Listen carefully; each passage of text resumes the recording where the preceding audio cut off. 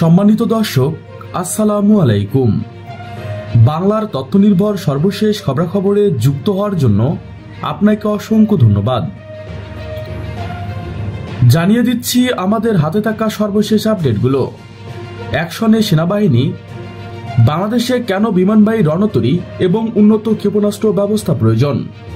একটা দেশের গুরুত্ব অনেকটা বিবেচিত হয় তার অর্থনৈতিক অবস্থা কতটা শক্তিশালী, কিন্তু আমি এখানে দ্বিমত পোষণ করে বলছি, বিশ্বে একটা দেশ কতটা গুরুত্বপূর্ণ হয়ে উঠবে তা নির্ভর করে তার সামরিক শক্তির উপর।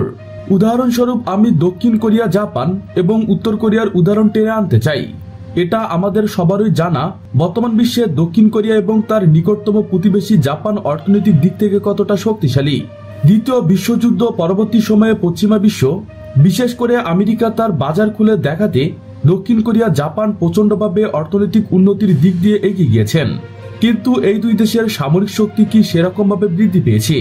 এর উত্তর আসবে কখনোই না, কারণ আমেরিকা চায় না এই অঞ্চলে কোরিয়া, জাপান সামরিক দিক থেকে স্বয়ংসম্পূর্ণ বনে যাক। এই দুই দেশ প্রতিরক্ষায় সম্পূর্ণভাবে আমেরিকার উপর নির্ভরশীল।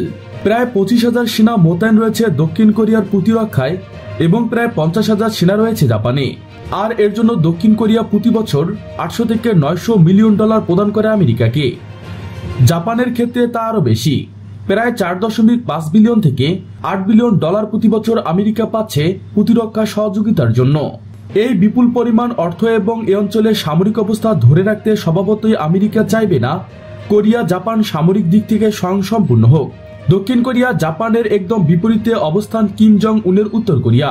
অর্থনীতি তলানিতে, মানবাধিকার সূচকে তলানিতে, কিন্তু এই অঞ্চলে প্রভাব বিস্তারের দিক থেকে অবশ্যই অগ্রগামী।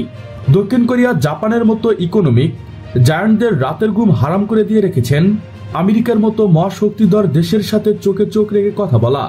আর এটা সম্ভব হয়েছে একমাত্র দেশটির সামরিক সক্ষমতার জোরে।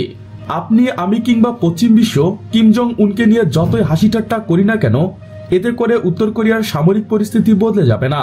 তাদের হাতে রয়েছে পরমাণু বোমা এবং এগুলো বহন করে দূরের দেশে গিয়ে ফেলার জন্য রয়েছে বিশেষ গুরুত্বপূর্ণ ক্ষেপণাস্ত্র।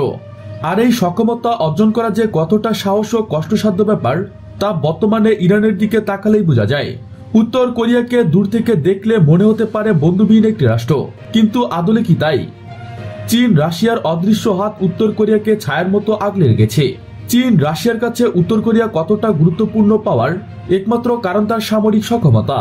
এ অঞ্চলে জাপান, আমেরিকা এবং তার সহযোগিতার রুখে দিতে উত্তর কোরিয়া, চীন, রাশিয়ার ট্রাম্প কার্ড এর ভূমিকা পালন করছেন।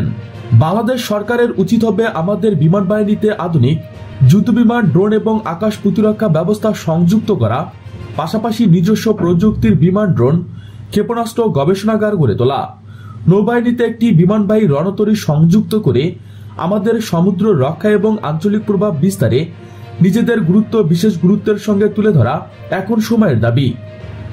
প্রিয় দর্শক, আজকে পর্যন্তই। শুরু থেকে শেষ পর্যন্ত চেষ্টা করছি বাংলার সামরিক অর্থনৈতিক সঠিক তথ্য উপস্থাপন করতে। আপনাদের কোনো তথ্য কিংবা পরামর্শ থেকে থাকলে তা কমেন্ট করে জানাতে পারেন। নিশ্চয়ই আবার দেখা হবে নতুন কোনো বিষয় নিয়ে। ততক্ষণ পর্যন্ত ভালো থাকুন, সুস্থ থাকুন। Thanks for watching my video. আল্লাহ হাফেজ।